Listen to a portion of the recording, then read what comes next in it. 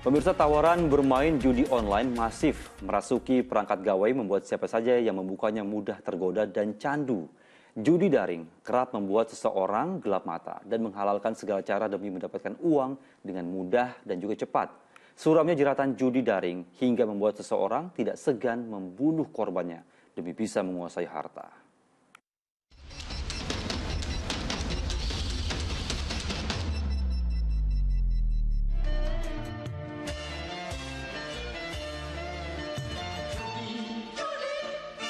Potongan lirik lagu Raja Dangdut Rhoma Irama soal perjudian betul adanya. Yang menang bisa jahat, apalagi yang kalah. Tak heran kasus judi di tanah air pun mendapat sorotan tajam dari Kapolri Jenderal Listio Sigit Prabowo. Seluruh jajarannya diperintah untuk membumi hanguskan alias memberantas segala macam bentuk perjudian. Yang namanya perjudian, apakah itu judi darat, judi online dan segala macam bentuknya harus ditindak. Ini pertaruhan kita. Tinggal rekan-rekan memilih yang mana. Yang nggak sanggup, angkat tangan. Judi yang tengah merebak saat ini telah menjadi salah satu faktor pemicu tingginya angka kriminalitas. Lihat saja yang terjadi di Indramayu, Jawa Barat. Seorang driver taksi daring ditemukan tewas di sungai dengan kondisi tangan dan kaki terikat lakban. Ia dibunuh dua penumpangnya yang ingin menguasai mobil korban untuk membayar utang pinjaman daring dan utang judi slot. Mabuk judi juga membuat seorang pria di Probolinggo, Jawa Timur tega menghabisi nyawa neneknya demi bisa menguasai harta. Harta sang nenek digunakan untuk hobi barunya berjudi daring. Kecanduan judi juga menjerat seorang kepala kantor pos di Kabupaten Purbalingga, Jawa Tengah. Edi Setiawan diduga menggelapkan dana di tempatnya bekerja sebesar 400 juta rupiah untuk berjudi daring. Edi nekat melakukan perbuatan melawan hukum karena sering kalah berjudi dan mencari cara agar bisa menang lagi dengan taruhan hingga ratusan juta rupiah. Berbagai kasus tersebut hanyalah bagian kecil dari banyaknya tindak kriminalitas yang dipicu kegemaran berjudi. Apalagi kini judi bisa diakses melalui daring.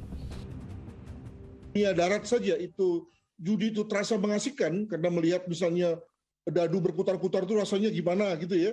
Atau melihat meja jackpot itu berputar-putar rasanya kok gimana gitu ya. Maka apalagi dalam dunia online di mana seluruhnya digerakkan oleh aplikasi yang memang merangsang mata. Dan yang kedua adalah bahwa jangan lupa itu dilakukan di tempat di mana kita merasa cozy, di mana kita merasa at home, yakni di rumah atau di tempat-tempat di mana kita merasa kita personal.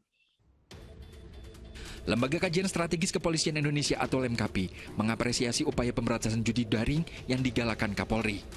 Tapi upaya ini tak boleh kenal kata lelah, karena para pelaku maupun bandar dengan mudah berganti modus menawarkan judi pada calon korban.